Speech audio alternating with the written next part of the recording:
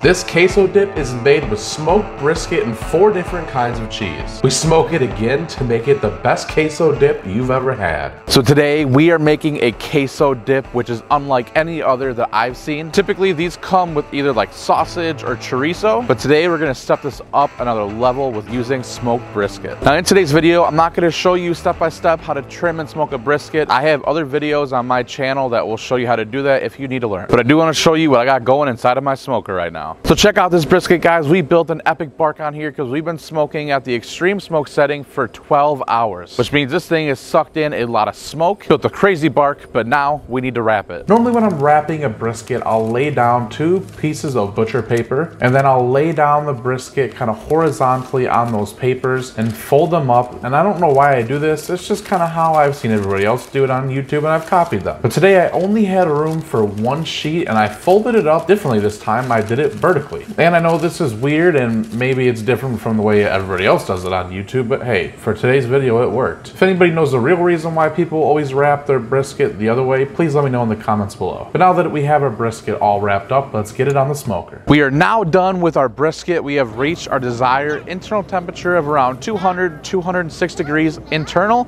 depending on where we poked it throughout this brisket. Now we are gonna enter the rest phase where we're gonna put it in my oven, let it go for about 2 to 3 hours. We're gonna let it slowly come down until it's about 130, 140. Then we're gonna chop it up. We're gonna add to our queso. This is gonna be delicious. Stick around. What's up, you guys? We are inside now at my kitchen table. I am ready to put together all of the ingredients to make this queso dip. But before I do, I wanna talk a little bit about why I chose what I chose. The ratio that I'm gonna be using for today's recipe is gonna be 3 pounds of cheese and 1 pound of meat. To start off, we have 2 pounds of just the normal Velveeta cheese. And then for my other pound, I mix it up into 3 different parts. I'm doing 8 ounces of just a normal cream cheese, and then I'm doing a ½ pound of 2 different cheeses. 4 ounces of a smoked Gouda is gonna add a little bit of that creamy, gooey, smoky cheese flavor. And 4 ounces of a habanero jack cheese. You could use pepper jack or whatever kind of jack cheese you could find. And then also to kick up this spice a lot, I'm adding in 4 jalapenos that I left the majority, maybe 50% of the seeds and the veins. And then, of course, we have the 1 pound of our smoked brisket. I smoked a brisket, kind of showed you a little bit of that in the beginning of this video. If you don't have one already smoked or any leftovers in the freezer, you could always go to like a Costco or a Sam's Club, and they sell like little brisket packs there that are already cooked. And the reason why I chose a 3-to-1 ratio is because when I have my cheese dip, I do like it to be a majority cheese, and I like whatever meat to be in there, kind of like an aftertaste, like an undertone on top of that cheese flavor. I don't need something super hearty. If you want it to be a little bit more hearty, you could do like a 3-to-2 or even a 3-to-3 if you want to get crazy. And then to kind of help thicken this up a little bit, we are going to be using that cream of mushroom soup can. And then to help balance it out, add a little bit of that liquid, a little bit of that good fire roasted flavor, we have 2 cans of the fire roasted Rotel. And that's it for today's ingredients list. Let's go ahead and throw this in our pan. Now we're going to dump in our 2 pounds of Velveeta cheese, 4 ounces of smoked Gouda, 4 ounces of habanero jack, 8 ounces of cream cheese, and 1 can of cream of mushroom soup. Lastly, we'll be adding in 2 cans of Rotel, the fire roasted kind, 4 chopped jalapenos, and our 1 pound of smoked brisket. Now that all of our ingredients are in the roasting pan, let's give it a quick mix and we're ready to go outside. So today I'm going to be running my RecTech 1250 at 350 degrees using hickory pellets. Hickory pellets honestly is my go-to. I practically use it for everything. I think hickory goes great with the flavor of cheese. That's also what we smoked our brisket in. And I'm choosing the temperature of 350 degrees because I don't necessarily need to smoke this to get a lot of smoke flavor in it. I really just want to melt down this cheese so that way we could dig in and enjoy. We're using some smoked Gouda and we already have smoked brisket in this queso dip. So normally I would run this maybe at 300 or 325 to try to just drag it out another 5 or 10 minutes to try to suck in as much smoke as I can. So I do like there to be a good smoke flavor to my queso dips. But if you use a smoked cheese or a smoked meat inside of it, it kind of is going to offset it. We really just want to get this thing melted down, ooey gooey. I'm going to come out in about 30 minutes or so just to give this a stir and see where we're at in the process. But I do believe this will take probably about 45 minutes, maybe an hour tops, probably not anything longer than that. Let's open up our RecTech. Let's slide this tray into our smoker. There's nothing we need to do other than to shut it down. And I'll see you guys in 30 minutes. We're now at the 30-minute mark and this dip is starting to look super fire. We're gonna get everything mixed together now that we have some good melting action going on here. And based on how this is looking, I'm gonna say we're just gonna let this run for about another 10 to 15 minutes. Just get this cheese a little bit melted down and these flavors infused together.